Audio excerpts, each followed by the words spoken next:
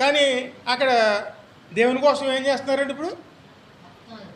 అన్నీ విడిచిపెట్టి తమ తాము తగ్గించుకుని ప్రత్యేకంగా నివాసం చేయటమే ఉపవాసము అని అర్థమైంది.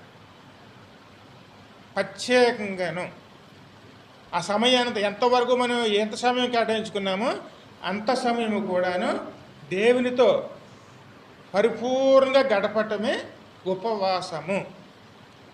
ఆటంకాలు లేకుండా చూసుకోవాలండి. అన్నీ కూడాను మనం సిద్ధం చేసుకోవాలి. ఎందుకంటే ఉపవాసంతో మనం మొదలుపెట్టామంటే ఎటువంటి ఆటంకాలు రాకుండా ముందు మనం ఆ ఏర్పాట్లన్నీ చేసుకోవాలండి. అది వ్యక్తిగతంగా కూడా ఉంటుంది, సంఘంగా కూడా ఉంటుందండి, అలాగే కుటుంబంతో కూడా ఉంటుంది. కుటుంబంగా ఏర్పరుచుకున్నాం అనుకోండి, ఆ రోజంతా కూడా దేవునికి కేటాయించుకోవాలి. అన్ని పనులు పక్కన పెట్టేయాలి.